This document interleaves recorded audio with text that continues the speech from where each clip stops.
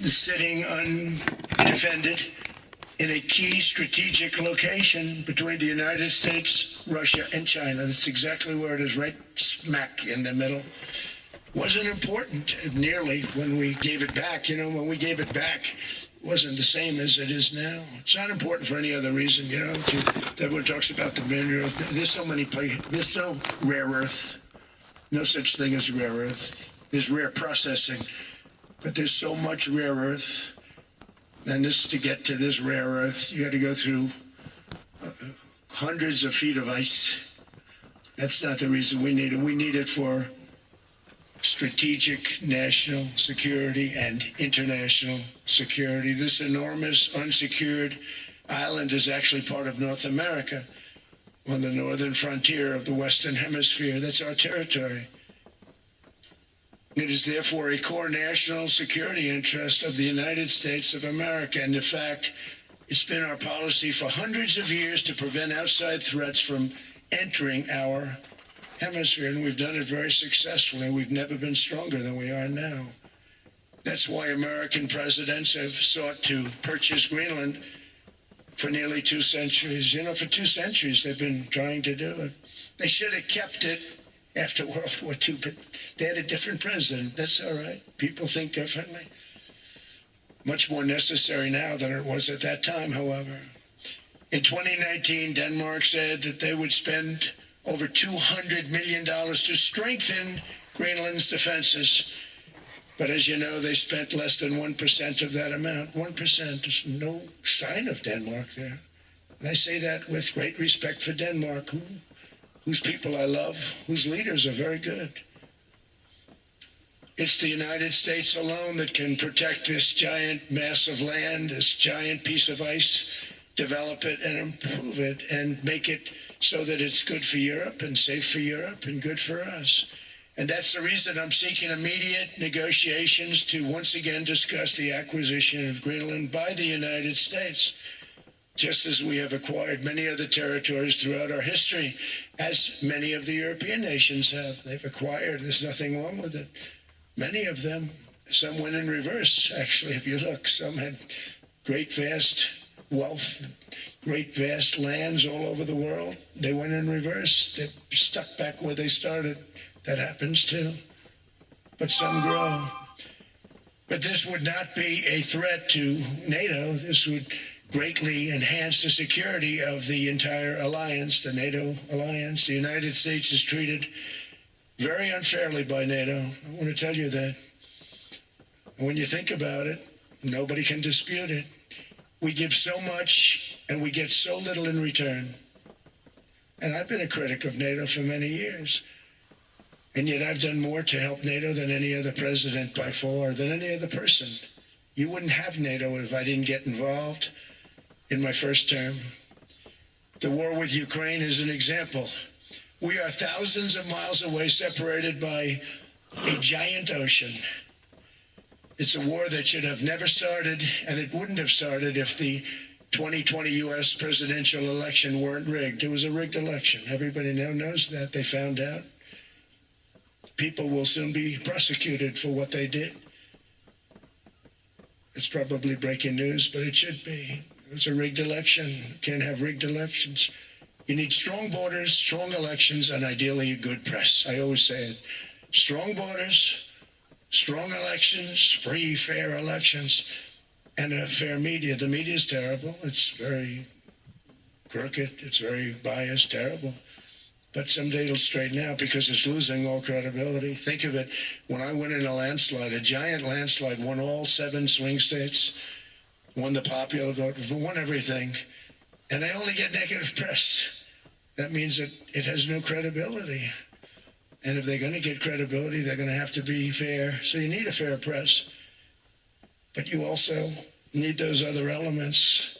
And I inherited a terrible, terrible situation.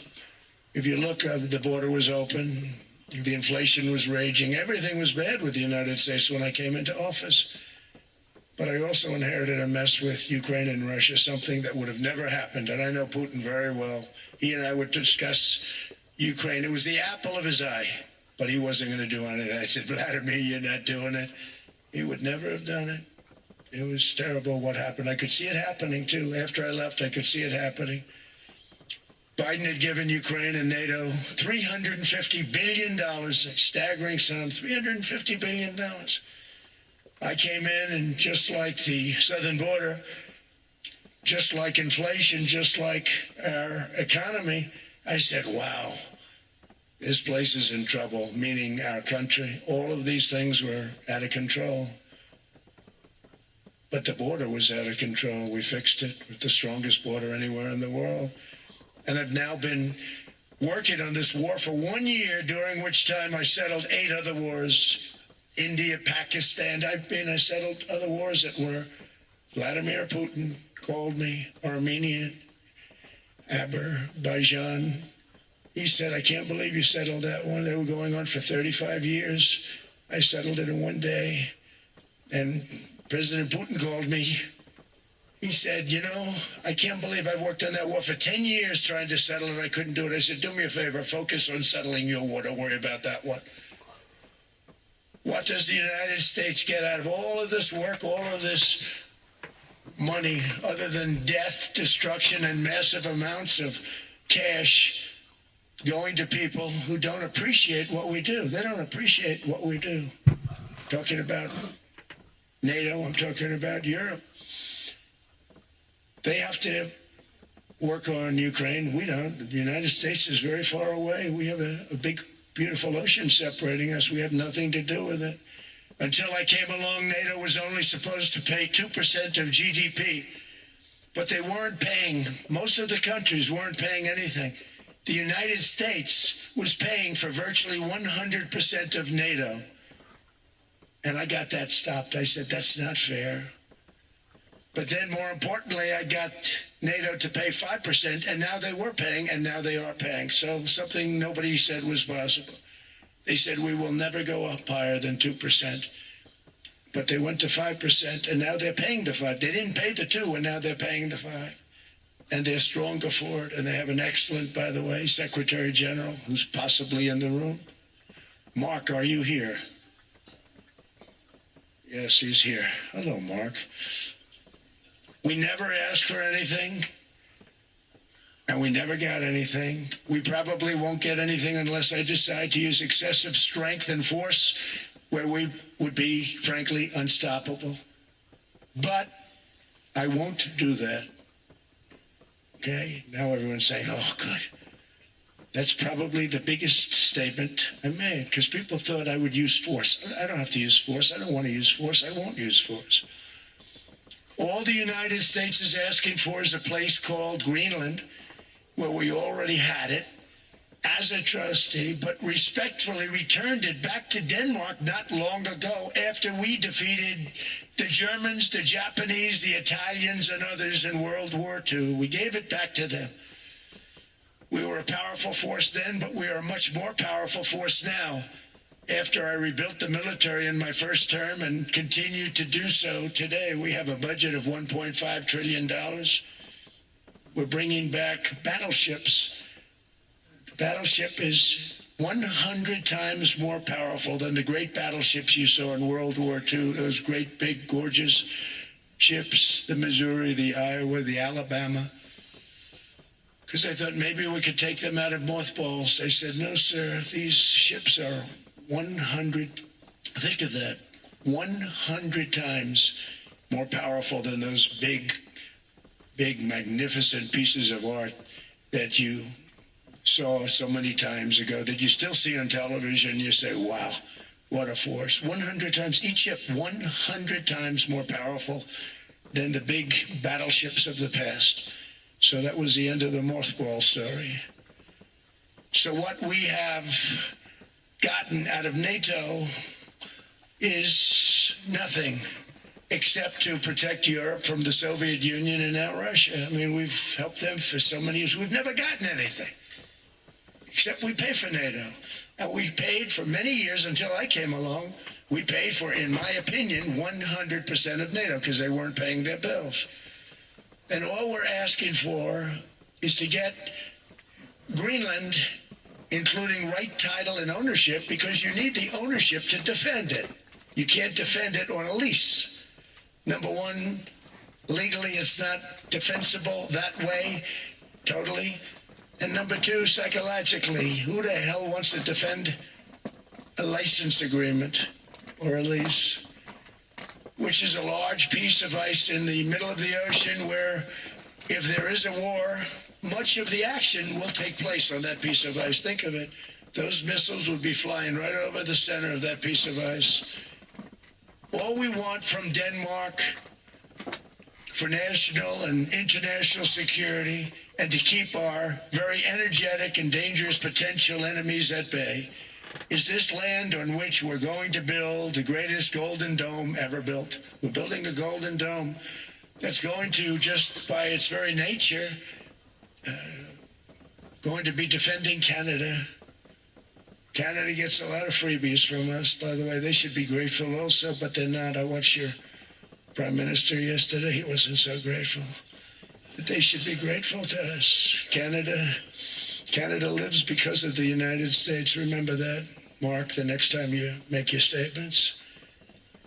What we did for Israel was amazing, but that's nothing compared to what we have planned for the United States, Canada, and the rest of the world. We are going to build a dome like no other. We did it for Israel. And by the way, I told Bibi, stop taking credit for the dome. That's our technology. That's our stuff. But they had a lot of courage, and they were good fighters, and they did a good job, and we wiped out the Iran nuclear threat like nobody can believe. Nobody's ever seen anything like it. That, Venezuela, taking down Soleimani, wiping out al-Baghdadi when he tried to reinstitute ISIS. We did a lot. I did a lot of big things, all perfectly executed. Everyone was perfectly executed. Somebody told me that, a military expert told me, sir, everything you've done has been perfectly executed. I said, I know.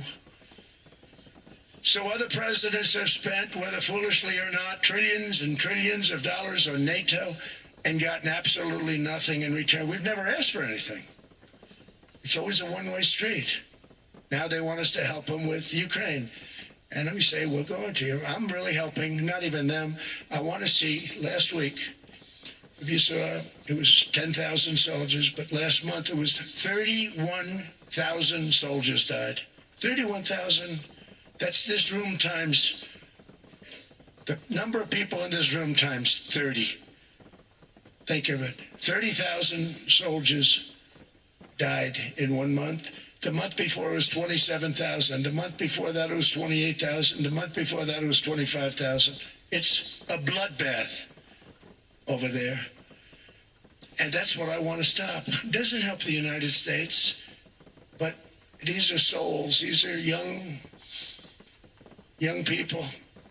Look like you, look like some of you right in the front row. They go to war. Their parents are so proud. Oh, there he goes, comes back. 2 weeks later, they get a call. Your son's head's been blown off. I want to stop it. It's a horrible war. It's the worst since World War II. They keep going. They'll exceed World War II. The numbers are staggering, how many people they've lost. They don't want to talk about it. Ukraine and Russia lost just tremendous amounts. And I'm dealing with President Putin, and he wants to make a deal, I believe. I'm dealing with President Zelensky, and I think he wants to make a deal. I'm meeting him today. He might be in the audience right now. But they got to get that war stopped because too many people are dying, needlessly dying. Too many souls are being lost. It's the only reason I'm interested in doing it. But in doing it, I'm helping Europe, I'm helping NATO, and I've until the last few days when I told them about Iceland, they loved me. They called me daddy, right, last time. A very smart man said, he's our daddy. He's running it. I was like running it. I went from running it to being a terrible human being. And now what I'm asking for is a piece of ice, cold and poorly located, that can play a vital role in world peace and world protection. It's a very small ask compared to what we have given them for many, many decades.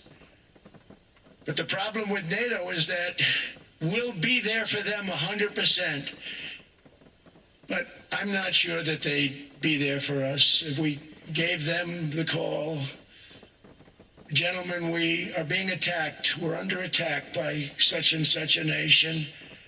I know them all very well. I'm not sure that they'd be there. I know we'd be there for them. I don't know that they'd be there for us. So with all of the money we expend, with all of the blood, sweat, and tears, I don't know that they'd be there for us. They're not there for us on Iceland, that I can tell you. I mean, our stock market took the first dip yesterday because of Iceland.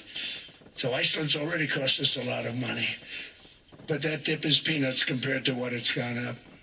And we have an unbelievable future in that stock. That stock market is going to be doubled. We're going to hit 50,000, and that stock market's going to double in a relatively short period of time because of everything that's happening. But this is a good example. After giving NATO and European nations trillions and trillions of dollars in defense, they buy our weapons. We make the greatest weapons in the world, but now we're going to make them faster, much faster. You saw that. I put a cap on the salaries, then I put no buybacks, no stock buybacks, no various other things that they were doing. I mean, they were making $50 million, but it would take them 3 years to give you a Patriot missile. I said, that's not good. My chauffeur can do a better job than that, and he makes slightly less than 50. They make big salaries. If they're going to make those big salaries, they're going to have to produce a lot faster. The good news is we have the greatest equipment in the world. Now we're going to start making it a lot faster. They're going to build additional plants. And all of the money that goes into stock buybacks is going to go into building plants. We're not allowing stock buybacks by defense companies any longer. They're going to build new plants to make Tomahawks, Patriots. We have the best equipment. F-35s. F-47, the new one just coming out. They say it's the most devastating plane, fighter jet ever. Who knows? They called it 47. If I don't like it, I'm going to take the 47 off it. I wonder why they called it 47, what to think about that. But if I don't like it, I'm going to take that 47 off. But it's supposed to be the Stage 6. It's supposed to be the first Stage 6 plane, undetectable, like our B-2 bombers were undetectable. They flew right over Iran. They were undetectable. And they did their job, and they got the hell out of there. So we want a piece of ice for world protection, and they won't give it. We've never asked for anything else, and we could have kept that piece of land, and we didn't. So they have a choice. You can say yes, and we will be very appreciative, or you can say no, and we will remember.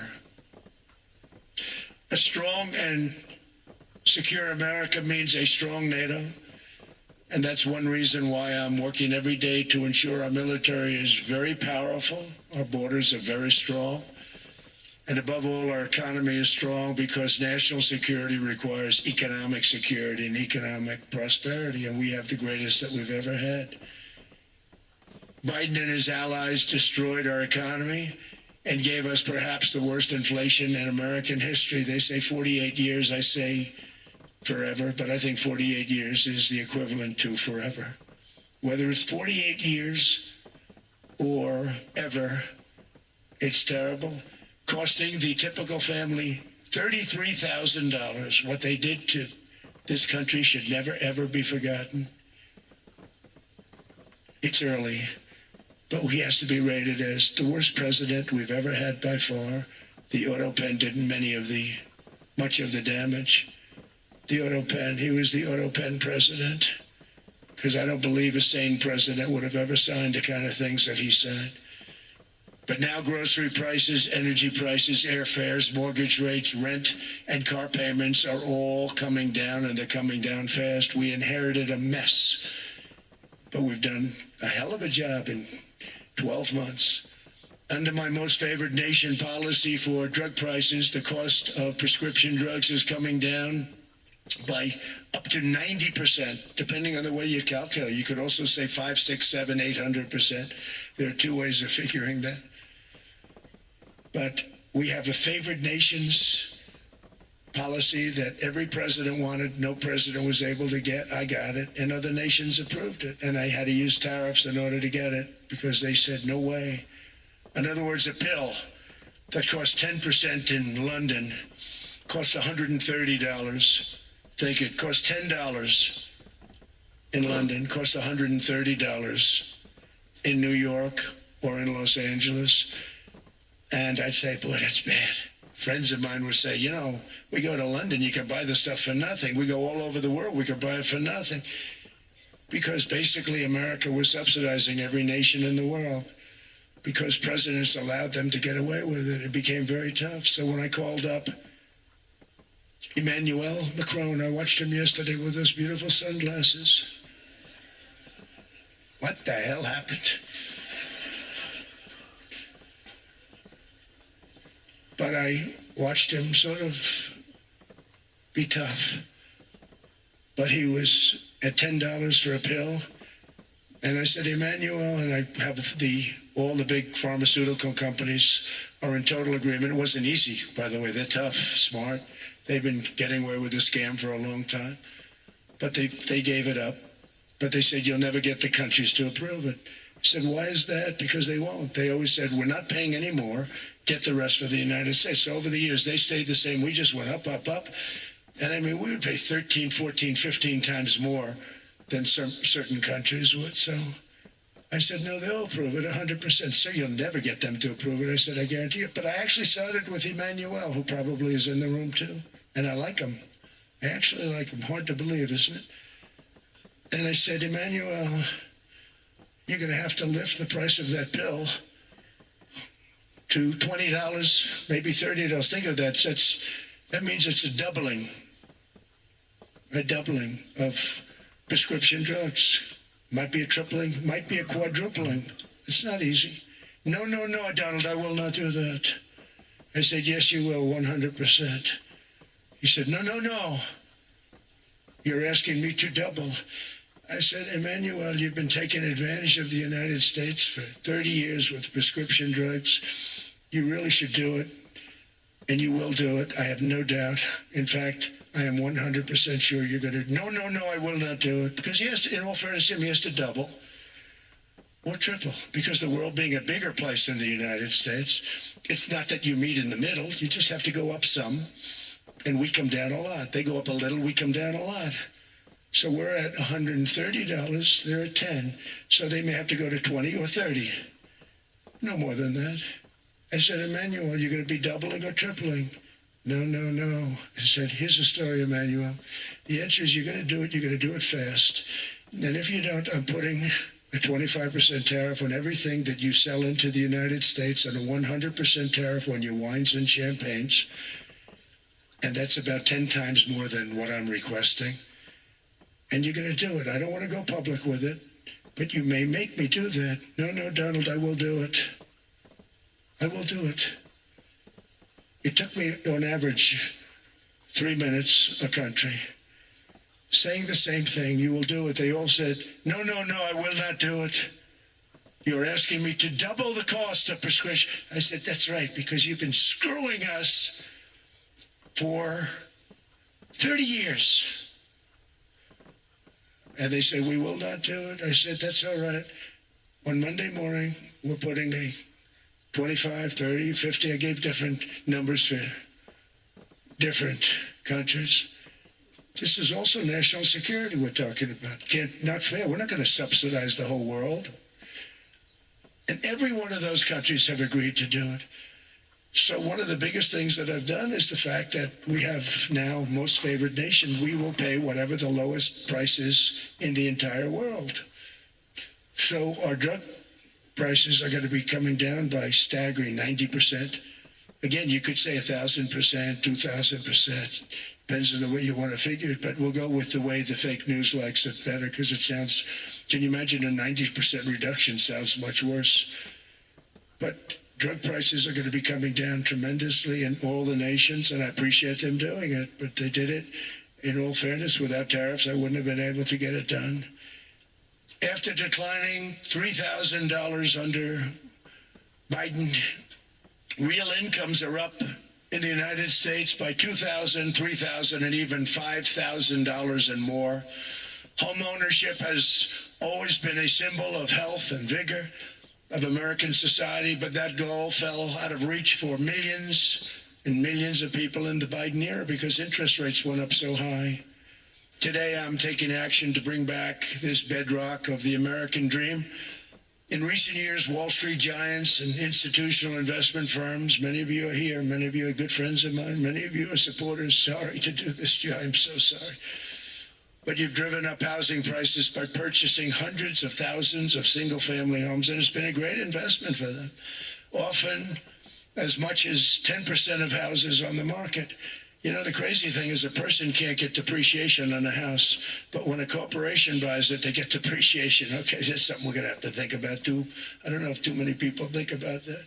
You buy a corporation, they buy 500 houses. They buy hundreds of thousands. They buy 500 houses. They can take depreciation.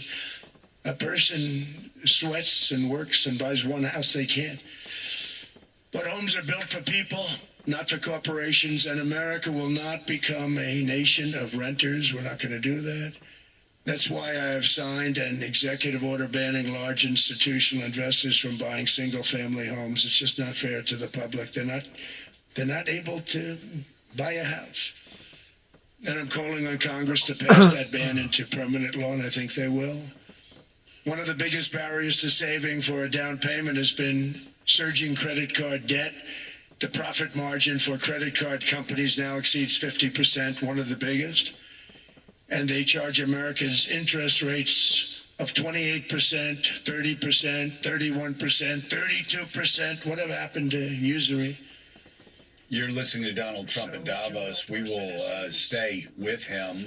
Right now, though, he is simply delivering a campaign speech that he could be delivering in Erie, Pennsylvania, or somewhere in Montana. So let me just quickly get you up to date on what, if you're just tuning in, Donald Trump speaking at Davos. It is remarkable, and not remarkable in any way that anybody in pre-Trump years would deem in a positive way. Donald Trump said of Greenland, that's our territory, but did repeat 3 times, I don't want to use force, I don't want to use force, I don't want to use force, but suggested that there was a quid pro quo.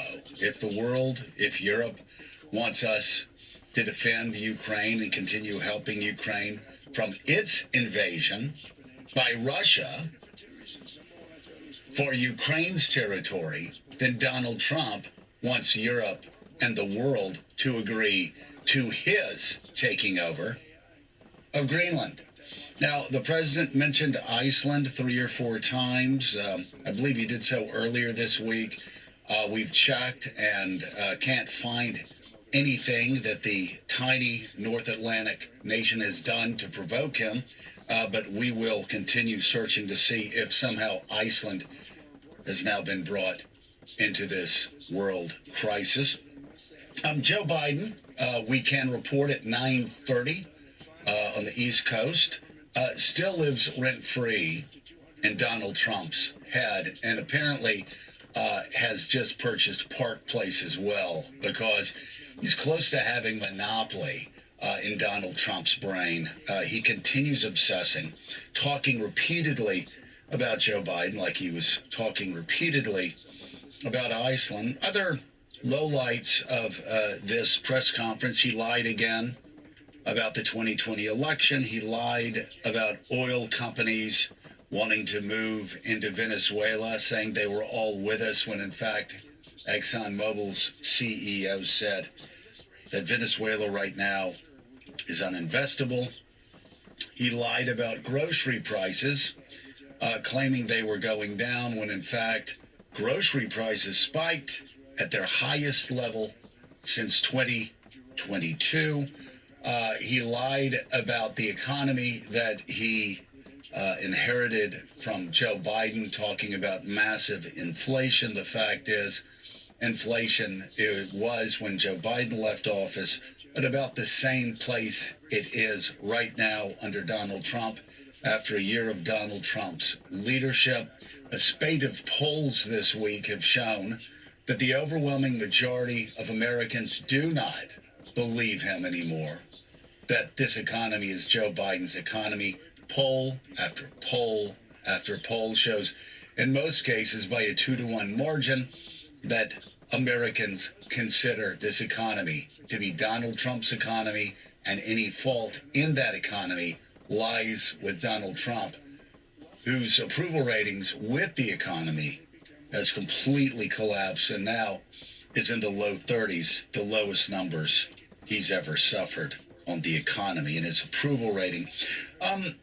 Disturbing for those of us who actually like to elevate and support a NATO alliance that brought down Soviet communism and has been a bulwark in pushing back against Chinese aggression. He mocked France and France's leader, Emmanuel Macron, for probably about 5 minutes, openly suggesting that Macron would push back against him and his demands, suggesting that Macron and other leaders that are gathered there were weak and that they would collapse and capitulate to his demands within 3 minutes. He also said that Canada lives because of the United States. Remember that, Mark, the next time you make your statements. And in that statement, Mika, I suggest that Donald Trump is speaking for himself and maybe a few people around him, because that is certainly not what the overwhelming majority of Americans believe. Much of this speech is a litany of factually incorrect statements. And more on Greenland, the president said, "We want it back. We should have never given it up." The U.S., of course, never Greenland. Also, all I'm asking for is first a piece of all, of on ice. that, as we've said, if you missed the top of our show 3.5 hours ago, we never had Greenland. No. But in 1917, we agreed to recognize Danish control of Greenland in exchange for the Dutch West Indies, which included what later became Epstein's Island, or called by many who went there, Rape Island. And on top of that, he said, quote, "NATO is a one-way street. All the U.S. is asking for is Greenland," speaking as if he is owed Greenland. And just to be clear, Greenlanders have died for American security interests in Iraq and Afghanistan. There is nothing that Greenland wouldn't do to support America, which makes this entire situation even more ridiculous. Yeah, NATO, again, the only time Article 5 was invoked for NATO in its almost 80-year history was after 9/11. And our NATO allies fought alongside Americans, and died with Americans trying to root out Al-Qaeda and the Taliban there. Let's go back, listen a little more to the president, see if he's getting back to international affairs. Brought it up to 30%. And I guess Prime Minister, I don't think President, I think Prime Minister called a woman, and she was very repetitive. She said, no, you cannot do that, 30%. You cannot do that. We are a small, small country. I said, yeah, but you have a big, big deficit. You may be small, but you have a bigger deficit than big countries. He said, no, please, you cannot do it. Kept saying the same thing over and over. We are a small country. I said, but you're a big country in terms of... And she just rubbed me the wrong way, I'll be honest with you. And I said, all right, thank you, ma'am, appreciate it. Do not do this. Thank you very much, ma'am. And I made it 39%. And then all hell really broke out. And I was paid visits by everybody. Rolex came to see me. They all came to see me. But I realized, and I reduced it, because I don't want to hurt people. I don't want to hurt them. And we brought it down to a, lower level. Doesn't mean it's not going up. But we brought it down to a lower level. But they pay now, tariff. But I realized that We have many places like that where they're making a fortune because of the United States. Without the United States, they wouldn't be making anything. Think of it. Switzerland made $41 billion on us. And as she said, it's a small place. And I realized with that, I don't know, it was so because she was so aggressive. And I realized in that conversation that the United States is keeping the whole world afloat. Many places, I could give you 6, 7 places just in the people in this little area. I know every one of them. They're looking down. They don't want to see me and they don't want to stare me in the eyes. But they're taking advantage of, everybody took advantage of the United States. But I've been very fair, and I gave them a tariff, and it was fine. But I realized that without us, it's not Switzerland anymore. Without us, it's not any of the countries that are represented here. And we want to work with the countries. We want to work with them. We're not looking to destroy them. I could have said 39, 40%. I could have said I want a 70% tariff, then we make money with Switzerland. But Switzerland would have been probably destroyed, financially destroyed. I don't want to do that. But we should be paying the lowest interest rate of everybody. Just a reminder, as the president is talking about his ability to destroy sovereign countries across the globe with tariffs, the Supreme Court has been dragging their feet now for months, not coming out on a ruling that they know. The law clearly and unambiguously shows that Donald Trump is using tariffs in a way inconsistent with American law, inconsistent with constitutional powers. Now let's return back to Donald Trump threatening to destroy sovereign nations and NATO allies with tariffs. I don't feel old, but I'm among the older. But I remember not long ago, 20, 25 years ago, when good news came out about, let's say, the United States. The United States had a great quarter. The United States had a great month. All the stocks went up. And that's the way it's supposed to be. Now when they say the United States had a record quarter, it's unbelievable how well it's doing. All the stocks crash because they say, oh no, inflation, they're going to raise interest rates. And they do. Some of these stupid people like Powell, they raise interest rates. And what they do is they stop you from being successful. It used to be when we had a great quarter, a great month, great earnings, great anything, any good news, the stock market went up. That's the way it's going to be. We got to do that again because that's the way it should be. Now when we have a great month, they want to kill it. Like we did over 5%. People were surprised. We should do 20%. We could do 25%. When we announce good numbers, and the reason is they're so petrified of inflation.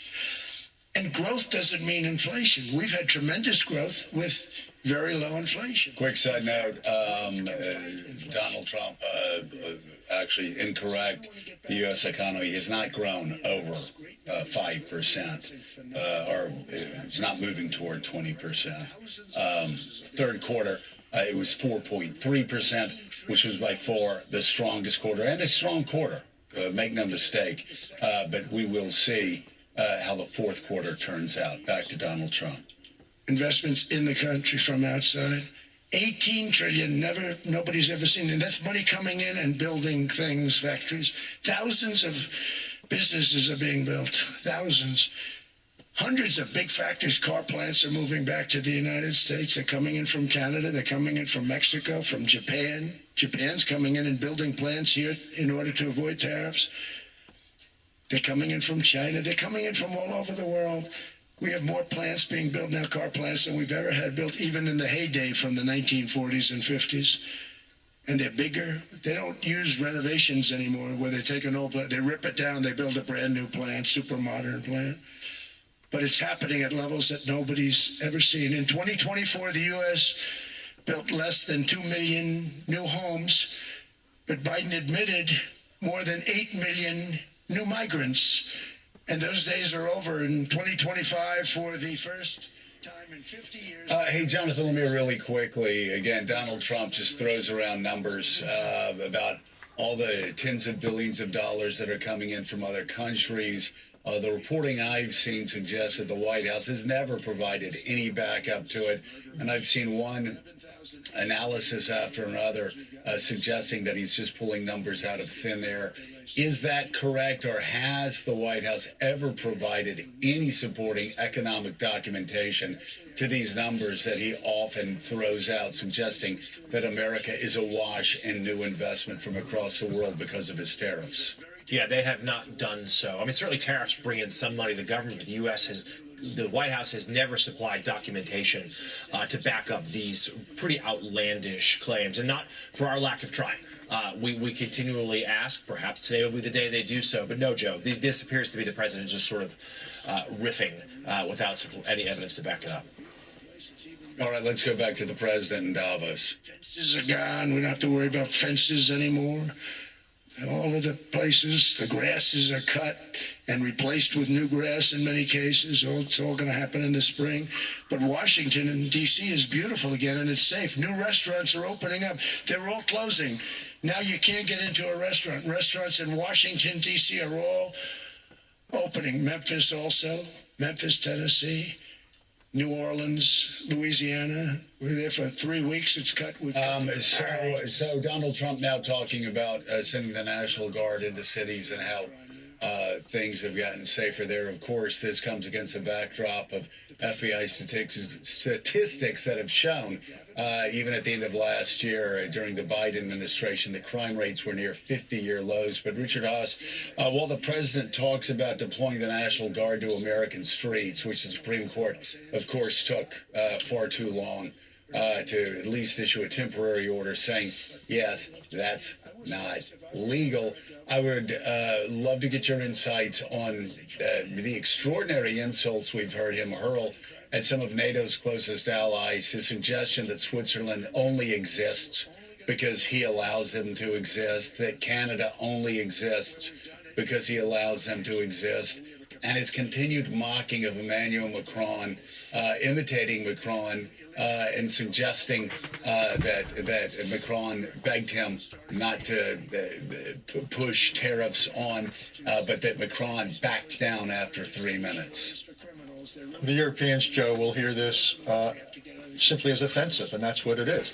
To say that they'd be speaking German now if we're not with the United States, it's almost serial insults going through various European leaders.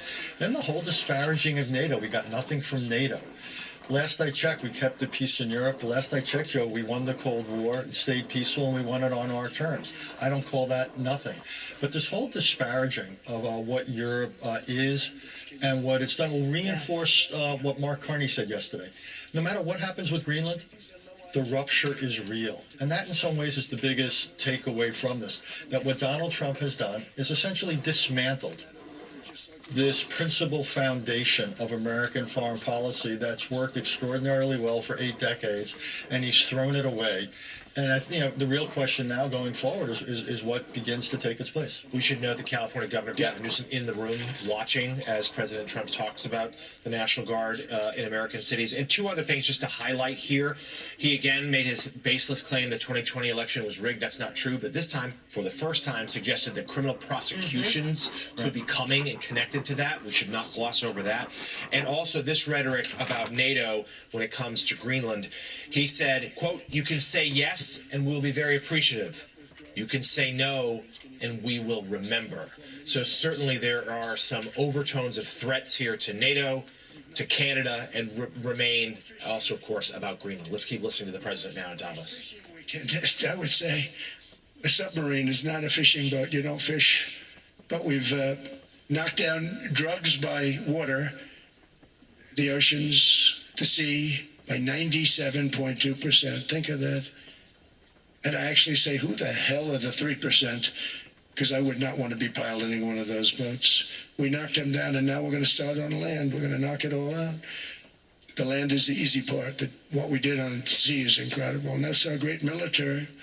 The situation in Minnesota reminds us that the West cannot mass import foreign cultures, which have failed to ever build a successful society of their own. I mean, we're taking people from Somalia And Somalia is a failed, it's not a nation. Got no government, got no police, got no military, got no nothing. And then we have this fake congressperson who they just reported is worth $30 million. You believe this? Ilhan Omar, talking about the Constitution. It provides me. She comes from a country that's not a country, and she's telling us how to run America. Not going to get away with it much longer, let me tell you. The explosion of prosperity and conclusion and progress that built the West did not come from our tax codes. It ultimately came from our very special culture. This is the precious inheritance that America and Europe have in common. We share it. We share it, but we have to keep it strong. We have to become stronger, more successful, and more prosperous than ever. We have to defend that culture and rediscover the spirit that lifted the West from the depths of the Dark Ages to the pinnacle of human achievement. We live in an incredible, changing period. It's an unbelievable time, but we have to take advantage of the time that we're in. In our hands are technologies that our ancestors could scarcely have. I mean, they couldn't have even dreamt some of the things that we see. All right. The president just said that the West cannot bring foreigners into their country, that it won't work. Just a reminder that Google's parent company, Alphabet, the CEO, flagship Silicon Valley company, is an immigrant. Jensen Huang, who was born in Taiwan and runs I think the biggest company on the planet, NVIDIA, has an extraordinary story of how he came from Taiwan and immigrated here. You also, of course, have the CEO of Oracle, who was an immigrant. You have, of course, Elon Musk, an immigrant. You have Sergey Brin, the co-founder of Google and a longtime Silicon Valley tech leader, born in Russia. You have the founder of eBay, born in France, two Iranian parents, yet another immigrant, who founded eBay, one of the classic Silicon Valley internet companies, and of course the co-founder of Yahoo, Jerry Yang, born in Taiwan. And there was a BBC survey of Silicon Valley leadership that showed that at the majority of Silicon Valley companies, immigrants have been those that have helped fuel America's extraordinary economic rise over the past 10 to 15 years. And yes, Albert Einstein, also an immigrant who came to America, who had something to do with the United States knowing what to do with the Manhattan Project and helping to win World War II. Bright minds that are now welcome in Canada. It looks like the president is finishing his speech after making a long list of statements that were factually incorrect and making it very clear he wants Greenland. And insulting. I think the takeaway here, Richard Haas, if you Looks like they're going to put aside all the insults, is that he's ruling out for now an attack against Greenland. Let's go right now, though, and listen to the president answer questions. For your speech, I do have a few follow-up questions, if it's okay. I don't think I should start with Greenland, maybe. I'll start with the economy. The U.S. economy is doing really, really well. But how to sustain this growth moving forward? Because there's always a recession looming around the corner. Well, you know, the one thing about economies and recessions is sometimes you get hit unexpectedly and there's nothing you can do about it. All brilliant people, but there's nothing. One example was COVID. We had an economy going at levels like nobody had ever seen my first 2.5, 3 years. And then I heard the word pandemic, not COVID. They came up with that name over a period of time. We won't get into that. But I heard the word pandemic. Forgive me for interrupting again, but it's a lie that's been told so many times and repeated by people in the media that I feel the need to correct it. The president constantly claiming, and this was parroted by people in the media, that he had one of the strongest economies ever his first 3 years in the White House before COVID. That is factually inaccurate. One study after another study shows that of post-World War II presidents, his GDP growth ranked number 7 behind Jimmy Carter and 6 others. Now back to the president. Said it came from Wuhan. It did come from Wuhan. And they were body bags. We saw it by satellite. And they said there are strange things happening in China. And so it began. And we ended up with the COVID, and the whole world suffered. We did a phenomenal job. I don't think we got the credit we deserved. We did something that Operation Warp Speed, which some people say was one of the greatest military feats ever. We did a great job. Used our military, used a lot of people. But sometimes you get hit with things, nothing you can do. You get hit with things like that unexpectedly. And we got through it. And when I left, the stock market was higher than it was previous to the COVID coming up. And that was, I called it a great achievement. But things happen. Bad things happen. The things that we can stop are wars if we're smart. That we can stop. Those are a matter of being intelligent and having intelligent people on the other side. Because wars are the worst of all. Wars are worse than anything. Really quickly, just to circle back to COVID, 2 things. First of all, the president is correct. Operation Warp Speed was an extraordinary success, one of the greatest of his first terms, or obviously second term. The president put together a team who in 1 year brought a vaccine that many scientists said couldn't happen in 7 years. That was an extraordinary achievement, one that he's been afraid to even tell his own followers because there's a large swath who are anti-vaxxers. However, when he talks about the economy taking a dip because of COVID, Mika reminds me that, of course, Bob Woodward had him on tape admitting he knew COVID was going to be very bad, but did not want to admit it to the American people because it would hurt the economy. And, of course, the consequences of that, well, historians will decide how many of the million deaths caused by COVID in America were caused in part because we had leadership that didn't want to admit just how bad the situation was going to be. But again, that will be left for historians to sort out decades from now. Now back to the president. All the soldiers were sick. The soldiers were so sick on both sides. And that war was raging, and they were all dying from the Spanish flu. They were sick as dogs. They couldn't fight.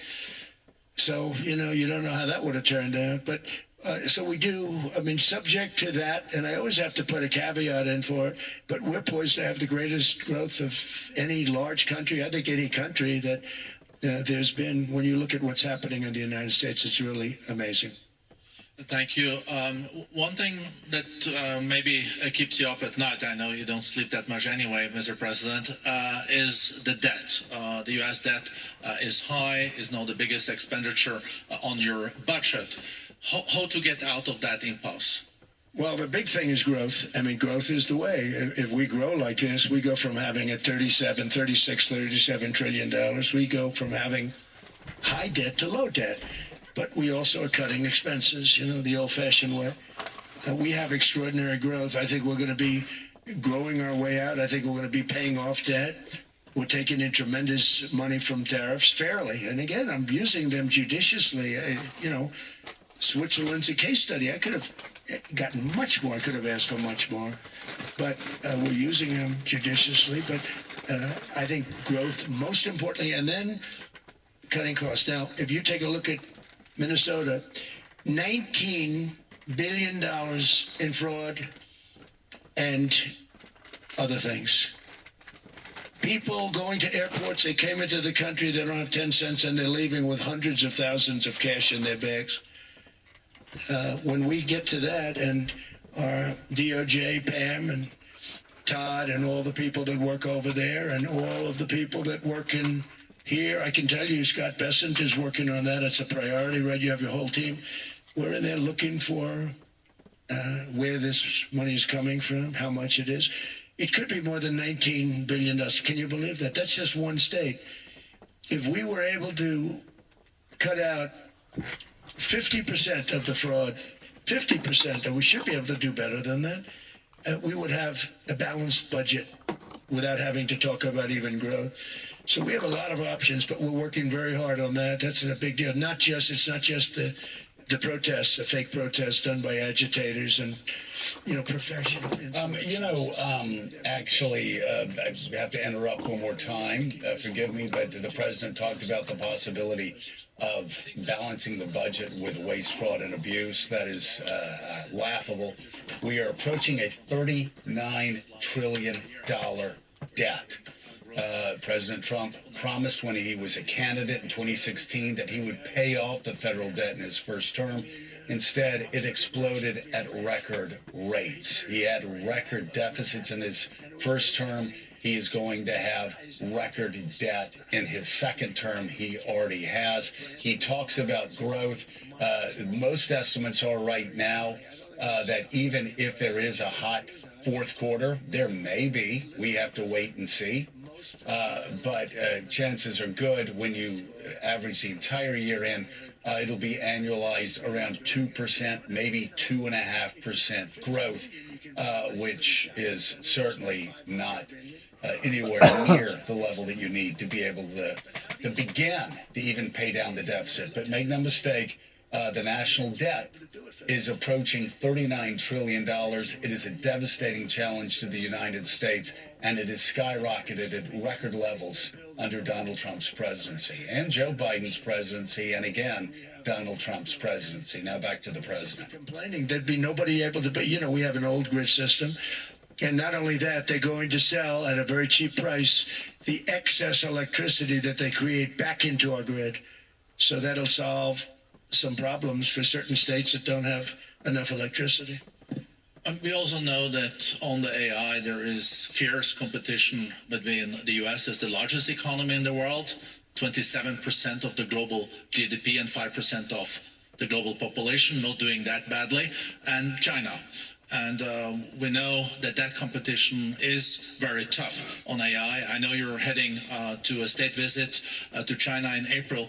How do you see the US-China relationship moving forward? Are you able to combine this tough competition with also collaboration?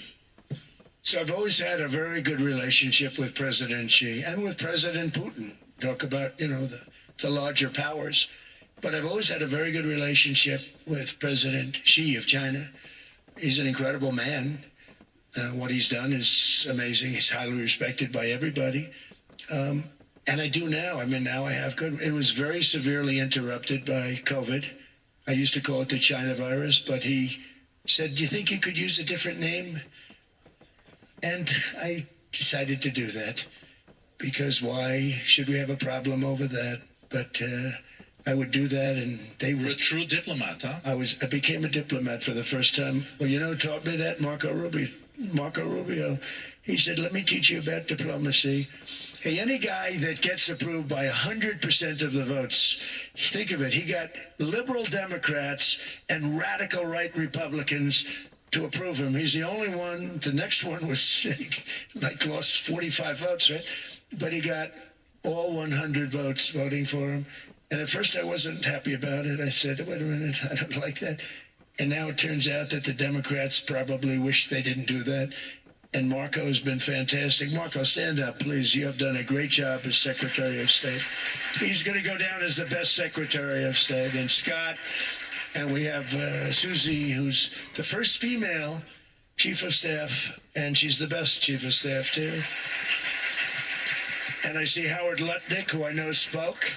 And Howard's fantastic. Some of the deals we're doing are great. And I want to pay particular attention. The president's introducing right now people that work for him in his cabinet. Howard Lutnick, as Kelly reported earlier, was jeered last night during his talk. Really quickly, the president talked about great powers, China and Russia. It bears repeating again that Russia has a smaller GDP than the state of Texas.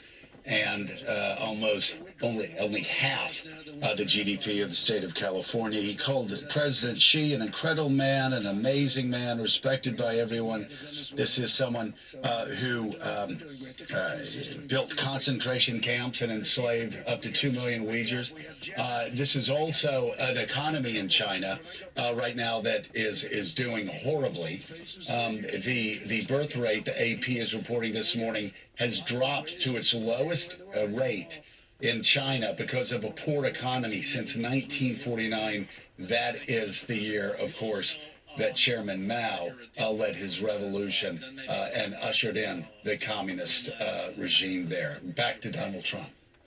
What kind of deal in the end do you see between the U.S. And Denmark?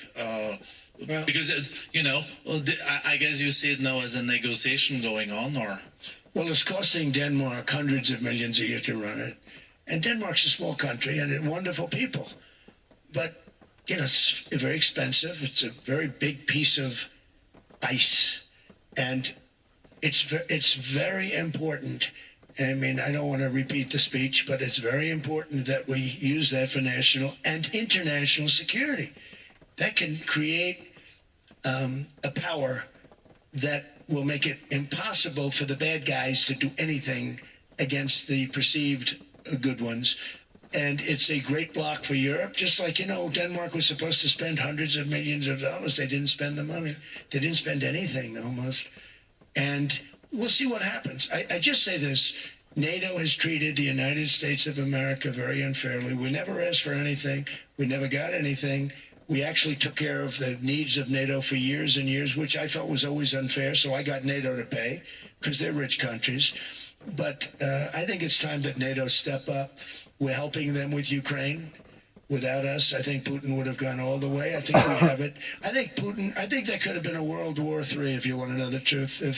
If Kamala was elected, or Joe, any one of those, those thinkers, I think you could have ended up in World War III. And I will say Steve Witkoff has been dealing incredibly with, but we're not going to have World War III. We want to get it stopped, but we're not going to have World War III. I think if I wasn't elected, I think that could have evolved into World War III. It was a very, very bad situation, and it still is, but it's not that kind of bad. It's bad because so many young people are being killed.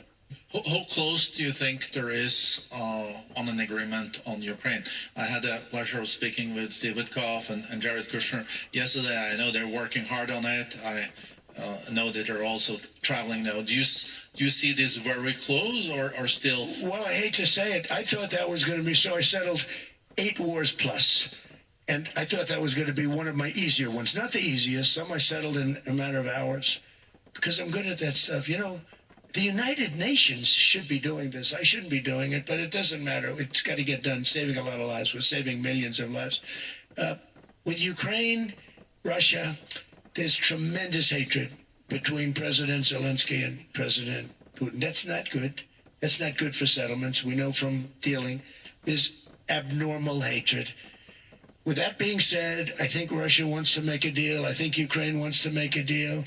And we're going to try getting a deal done. I think I can say that we're reasonably close. And what happens is oftentimes we'll have a deal with Russia. Russia's set, and President Zelensky will not do it. You saw that when he was in the Oval Office. I was not happy. And then we'll have President Zelensky wants to make a deal, and Putin doesn't want to make the deal. It's a very difficult balance, and it's big time, and it is, to use a word, it's a bloodbath. It's horrible what's happening. It's a drone war. The drones are killing, thousands of people a week. Thousands. We have to get it stopped. So I believe they're at a point now. I'm going to meet with President Zelensky later today. I believe they're at a point now where they can come together and get a deal done. And if they don't, they're stupid. That goes for both of them. And I know they're not stupid. But if they don't get this done, they are stupid. So I don't want to insult anyone, but you got to get this deal done. Too many people are dying. It's not worth it. I want to make a comment on what he's talking about there pertaining to a drone war. It come to my attention with an individual that I know about how powerful, how absolutely lethal that drones are today, in not only around the security of airports, but if somebody was to formulate some sort of movement in attacking the grid system here in America with these drones, that could be absolutely devastating to our electrical power system here. To create an entity like that and then leave it open, where it's basically not being managed or not being governed, to me it goes beyond stupid. It's actually crazy, because you can do all kinds of damage with a drone from A to Z. From A to Z. And why this government has allowed for that entity not to be controlled better than what it is, to the degree that just about anybody can go out and buy a drone without being licensed, without having to sign off on any kind of a contract, goodwill contract or whatever, is absolutely crazy to me. Because you can take a drone and do a whole lot of damage other than just around an airport. We, I believe, have set ourselves up through various administrations that have basically taken one step forward and two steps back whenever it comes to our national security with all these different countries that we have helped. And the only criticism that I'm going to say today in response to trying to rectify all this is that you're going to have to do it in a more casual, moderate way. Because if you're expecting for all these problems to be fixed overnight with all these different countries, instead of it being part of the solution to the problem, you're actually going to create more of a problem. Because now you're going to create instability in all these other countries of them having to realign their money markets, and because of it, it's going to create chaos in a lot of these different countries. And I'm pretty sure. I mean, I'm not saying that we. Let me put it this way: I'm against fraud. I'm against waste. Okay, but you got to take care of your own people. And I'm going to use this just as an example. I got an insurance right here. It's called WillCare. WillCare Insurance. As of yesterday, I had to go in and reformulate a new contract with a whole new provider. Because I got a 2% hike here, 4% hike here, and another 3% hike here. I think this past year it was like 2.6 or something like that hike.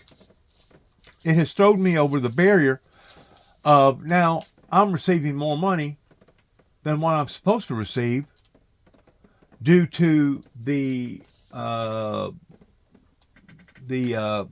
baseline in where I guess Tennessee, I don't know, pertaining to getting extra help, puts your limitations at $17,000. That if you're drawing any more than $17,000, I don't know, maybe $17,000 and maybe $1,782. I don't know the exact amount, but if you're drawing anything over $1,700, that eliminates you from being able to get any type of TennCare or WellCare Part C help. That means this year I will have to pay extra money every time I go to the pharmacies towards getting my prescription drugs. I don't know what Donald Trump is talking about pertaining to the drug costs coming down, because every time that I go to the pharmacy, I look at the same prices, and if anything, say this little bottle right here of eye medication, you're looking at almost $500 right there. That's good for a month. If you put the amount of eye drops into your eyes, $500. Well, now all of a sudden I'm going to have to be paying a certain percentage of that. Probably about 25%. If I'm going to continue to have this type of eye drops. So whenever he talks about the betterment of the good with the pharmacy department, I think somebody really needs to look very, very strongly at the baseline, because that baseline has not moved probably for the past 10 years. And I'm just speaking, I may be speaking out of turn here. It has not been effective in the baseline raising with the price of inflation raising, which makes it very unfair, because if you're even $100 over that baseline, now suddenly all of a sudden, well, you can't get no extra help. When they talk about drug prices and our economy over here, there is a certain portion of people over here that are suffering immensely right now because of things being out of balance. And to me, I'm baffled of the idea. How come Canada, how come Europe, how come other places can have free health care for their citizens, but over here in America, people are still having to choose between either getting medicine or keeping their lights on? I don't think Donald Trump has no idea that there's a certain sector of people here in America of how badly that they're truly suffering. And you don't have to be an elderly person to be going through these nightmarish events right now that he claims that we're doing so well. Well, if we was doing so well, how come people such as myself are struggling so badly?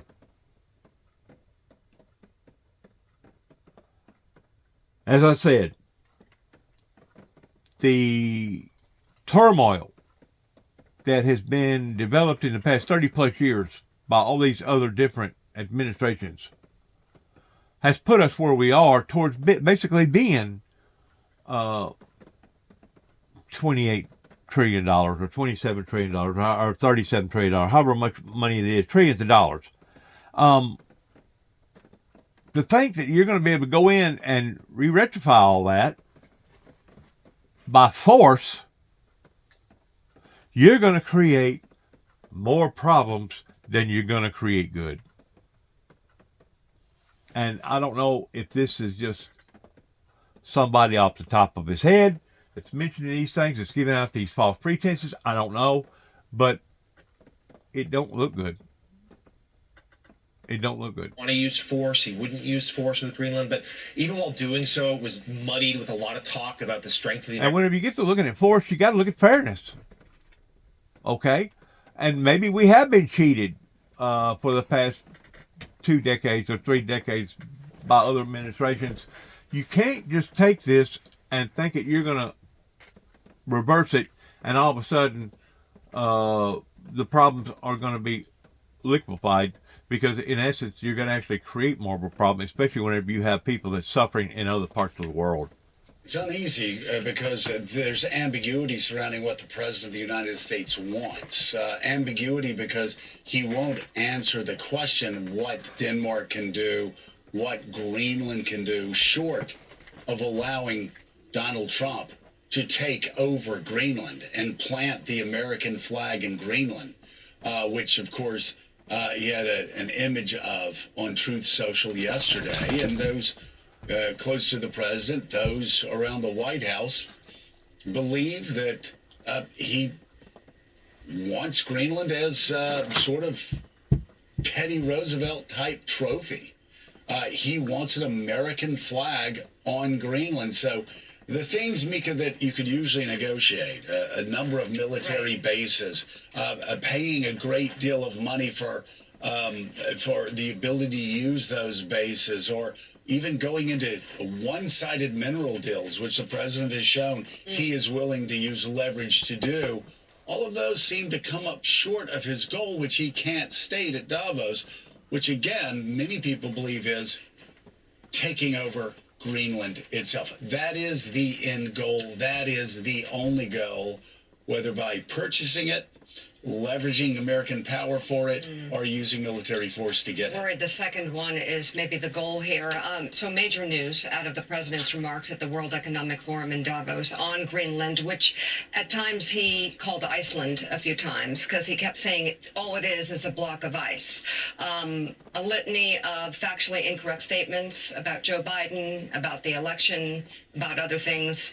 A massive set of insults toward Europe, toward migration in Europe, a lot of which happened after the Russian invasion of Ukraine, and also insults toward NATO. Other stories we're covering today on MS Now are the Supreme Court's oral arguments pertaining to the Federal Reserve Governor Lisa Cook, and Trump's attempts to fire her. That could play out today. We'll be following that. And of course, stay right here on MS Now for continuing coverage on President Trump's remarks and his time at the World Economic Forum in Davos. Ana Cabrera picks up the coverage right now.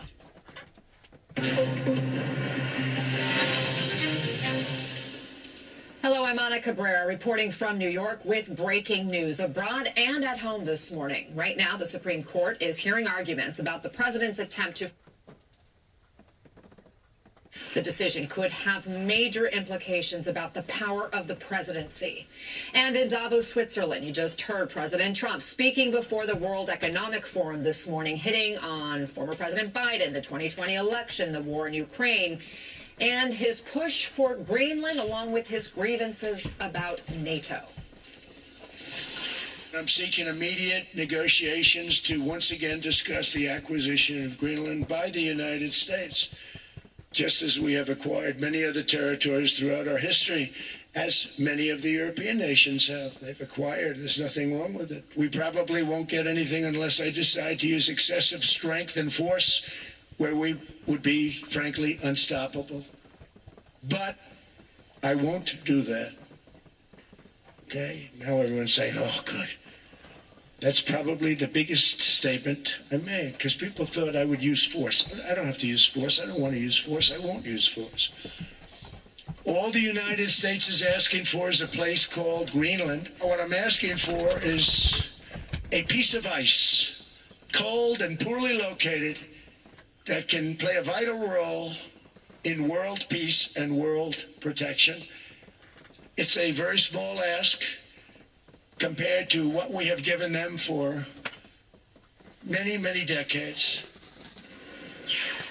Let's bring in MS Now's Vaughn Hilliard from the White House. MS Now's Inez de la Cuetara live from Davos. And MS Now senior national security reporter David Rode. Also with us, author of the Need to Know Substack and Daily Beast columnist David Rothkopf. Vaughn, President Trump really creating quite a stir and making some news there. Talk to us about how he tried to make the case for the U.S. to acquire Greenland.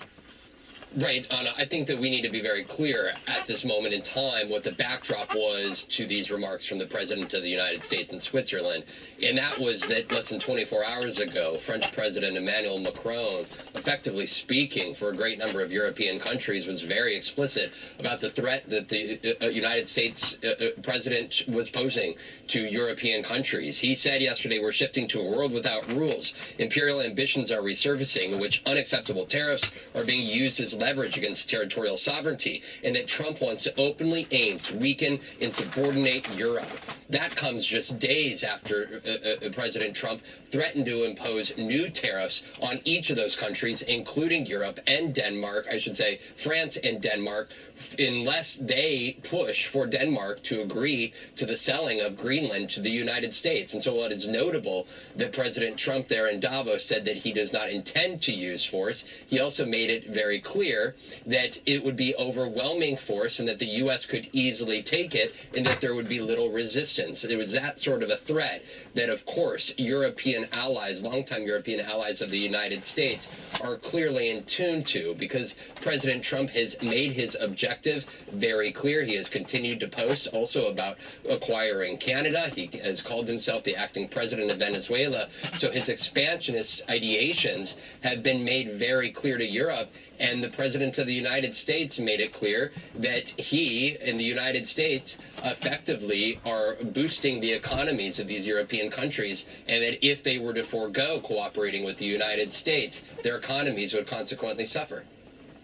Inez, I'm curious if there's any international response so far to the Trump's remarks. I know it's early, but what is the tone? What are you hearing?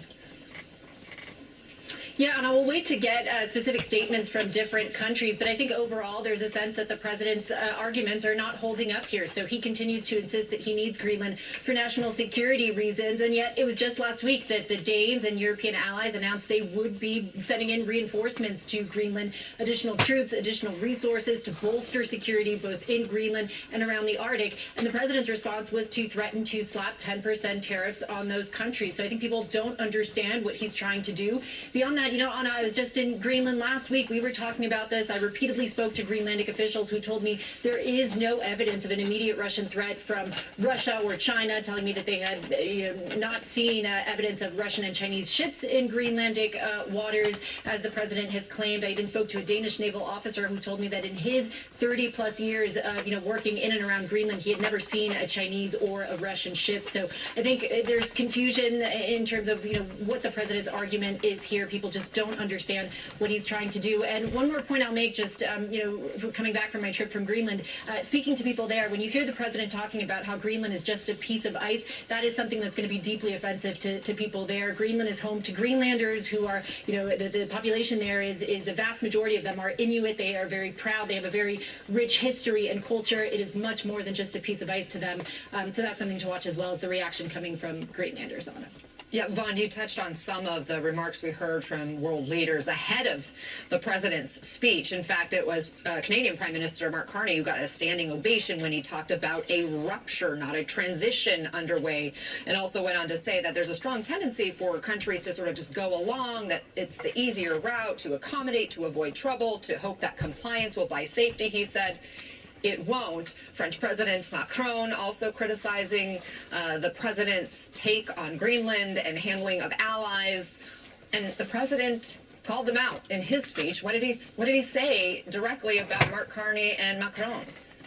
Right on. Over the course of the last year, since the president's inauguration, we have seen a posture of appeasement by European countries largely towards President Trump. There have been agreements of trade deals that have been announced in order to try to bring down the temperature and take a certain level of tariff rate as opposed to exceedingly high tariff rates. And yet what we saw yesterday from President Macron of France and then Prime Minister Carney of Canada was essentially calling on European allies of the United States to understand, in the words of Mark Carney, that there was a rupture of the world order and that this was not a slow transition, but this was happening at an accelerated rate. It was Carney that said there's a strong tendency for countries to go along to get along, to accommodate, to avoid trouble, to hope that compliance will buy safety. It won't. These threats to overtake Greenland and Canada have really spurred a response from the United States, some of their closest partners and allies. And then with the president going before this crowd in Davos, this is how he responded to the Canadian Prime Minister. Take a listen. We're building a Golden Dome that's going to, just by its very nature, going to be defending Canada. Canada gets a lot of freebies from us, by the way. They should be grateful also, but they're not. I watched your Prime Minister yesterday. He wasn't so grateful. But they should be grateful to us. Canada lives because of the United States. Remember that, Mark, the next time you make your statements.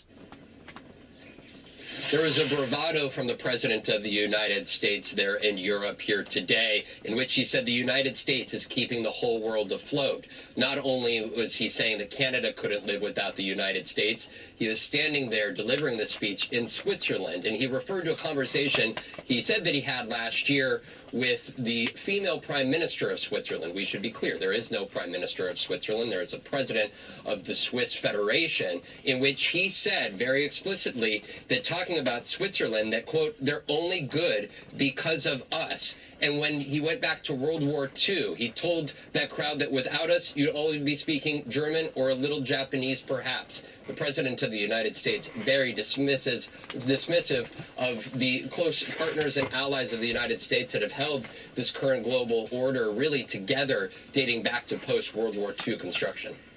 David Rothkopf, I want to listen to another reason the president laid out for why the U.S. should essentially be given Greenland. Let's listen.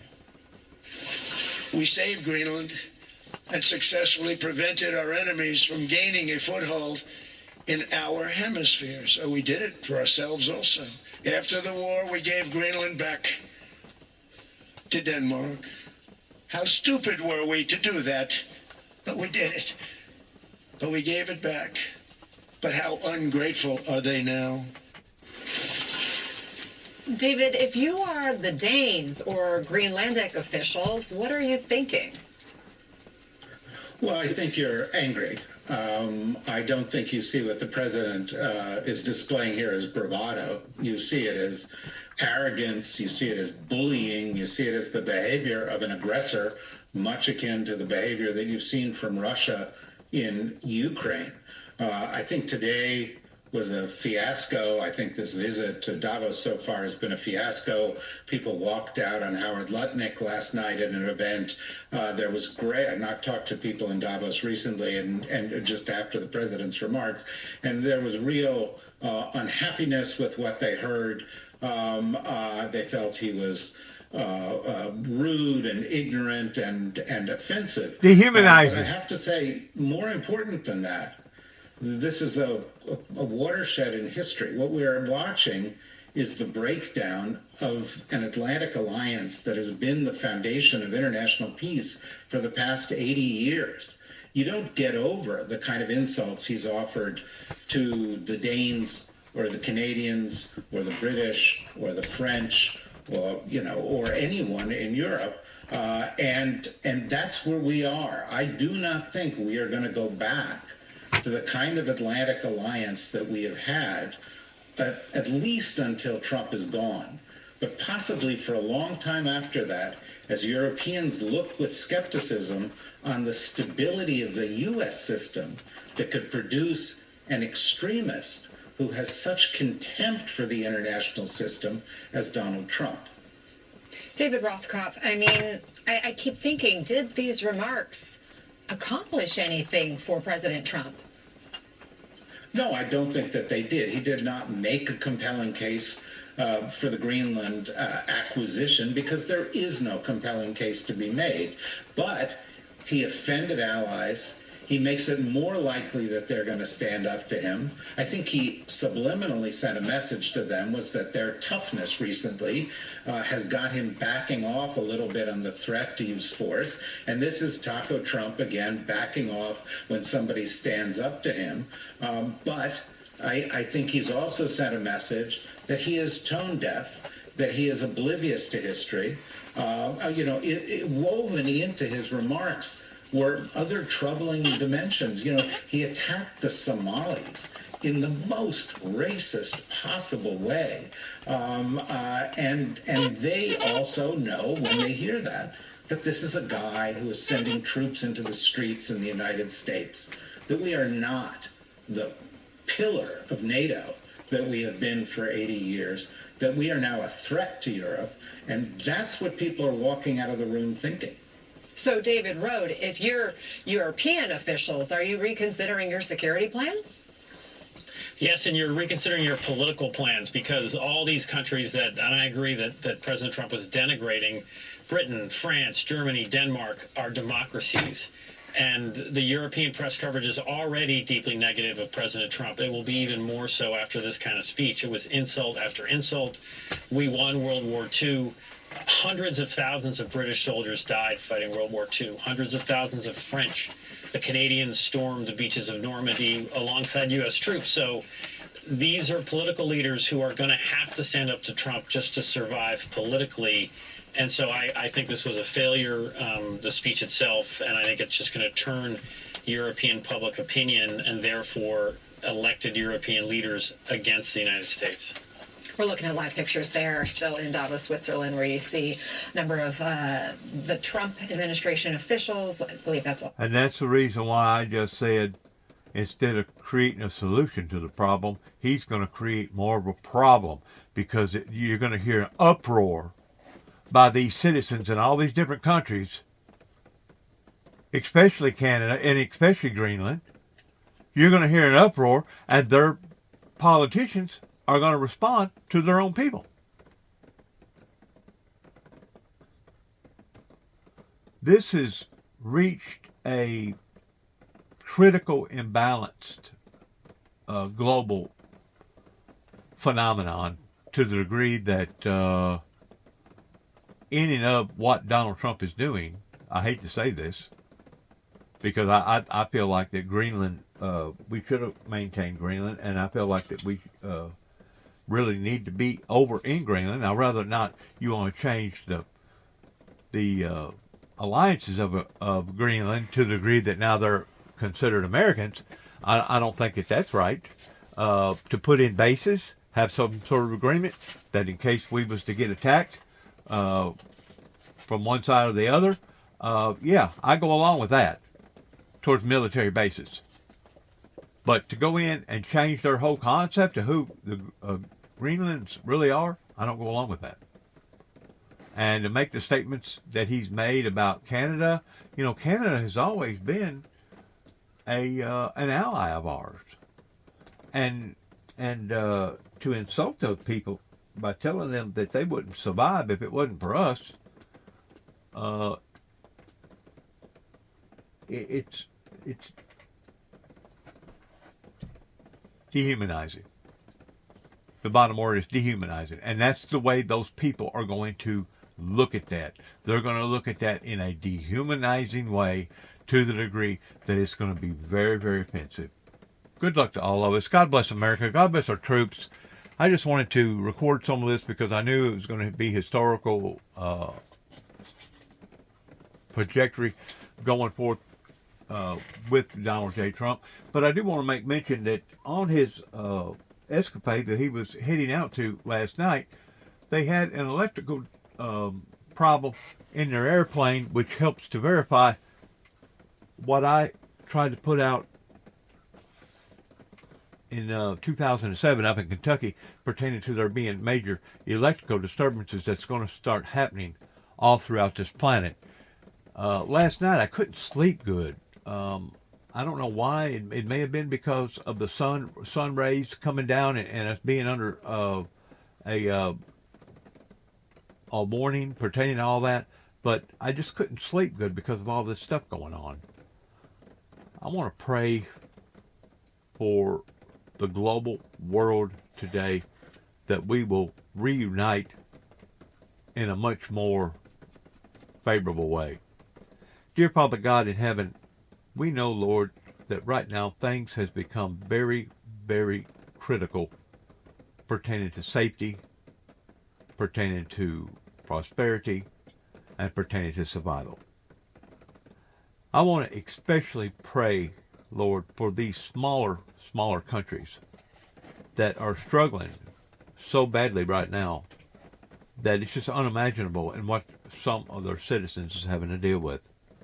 I just pray, God, that you will find favor in rebuilding, reshaping, reestablishing the Atlantic alliances that will be beneficial for all in a fair way and not in a forceful way.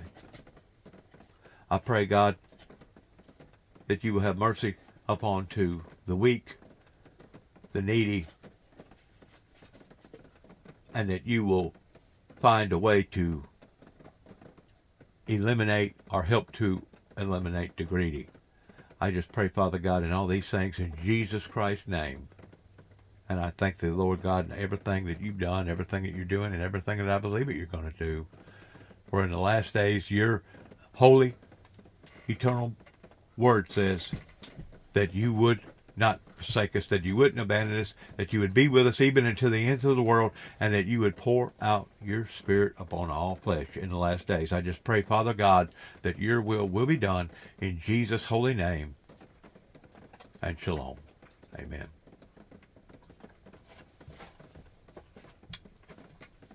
Forced to acquire Greenland. We've gotten back about half of yesterday's losses, but the Wall Street Journal is also reporting that we're moving military assets towards Iran. So on the one hand, there's the tension over Greenland, and then there's the unknown over what could happen in the Middle East. So this is extremely fluid on a variety of different fronts, and I suspect we'll see a lot of volatility in financial markets as a result. So we're seeing the impact there. We're seeing the impact abroad with the just alliances that the U.S. has.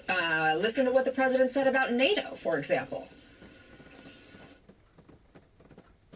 So other presidents have spent, whether foolishly or not, trillions and trillions of dollars on NATO and gotten absolutely nothing in return. We've never asked for anything. It's always a one-way street. A one-way street. David Rothkopf. Has it always been a one-way street for NATO? Have the Danes not given anything? What about after 9/11? The Danes were among the first to respond after 9/11, the first to come to America's aid after we were attacked. The notion that NATO has given us nothing is so profoundly ignorant of the Cold War era, so profoundly ignorant of the threat that the Soviet Union posed and the fact that when the US and Europe came together, we counterbalanced them, and ultimately we defeated the Soviet Union in the Cold War. And had there been no NATO, that would not have happened. So Trump is ungrateful to the Danes, but he is also ungrateful to all of these allies because he has never understood the idea of an alliance, that we were not in NATO to help NATO. We were in NATO because it was in the United States' national interest to ally ourselves with other countries because that made us stronger. And Trump, in his entire public career, has never gotten this core fact. And now what he's doing, as a consequence of that and some animus he has long had towards Europe, is he's destroying it.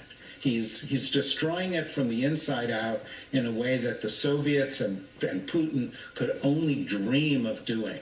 And I think when you look at this day, you'll say it was a defeat for the US, it was a defeat for Europe, but it was a big victory for Putin and also for the Chinese. David Rohde, America has the strongest military in the world, but if we lose our alliance with NATO, is America more at risk?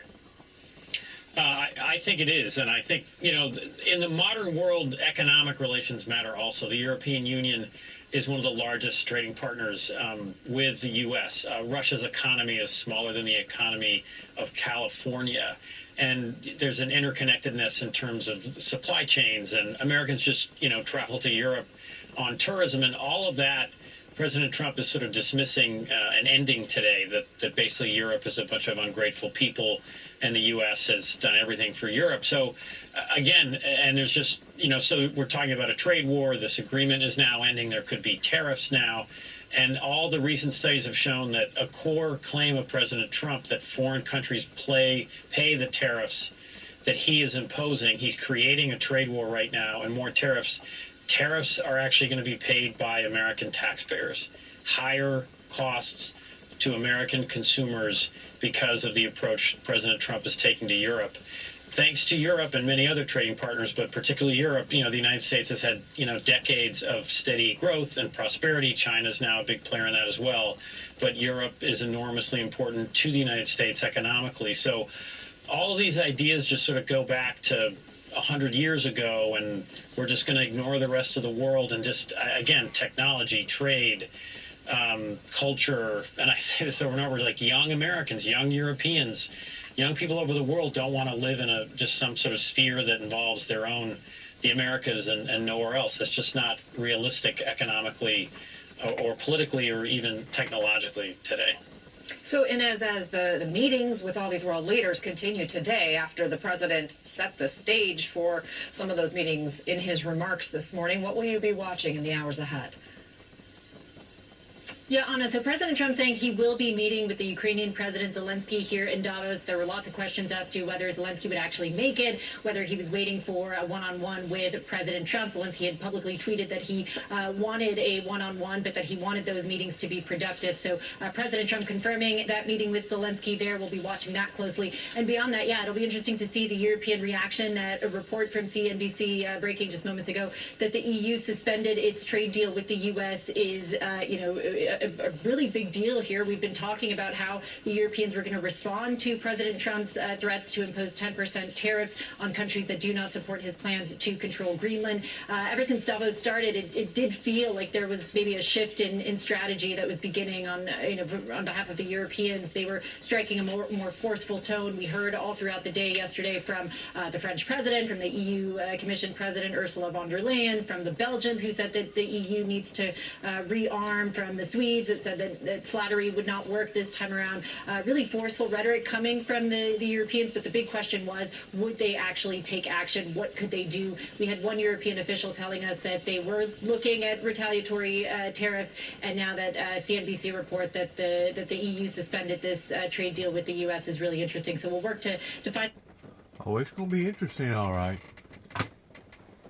It's going to be interesting towards bringing more hardship to the American people.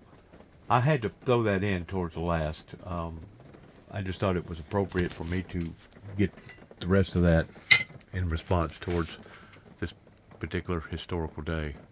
I want to say once more, we love you in the Lord. We pray for all the born-again Christians all over the world, not just here in America, but all over the world. There are limitations whenever it comes to cutting off your nose to despite your face. Cutting off your nose to despite your face is never a good thing. Shalom.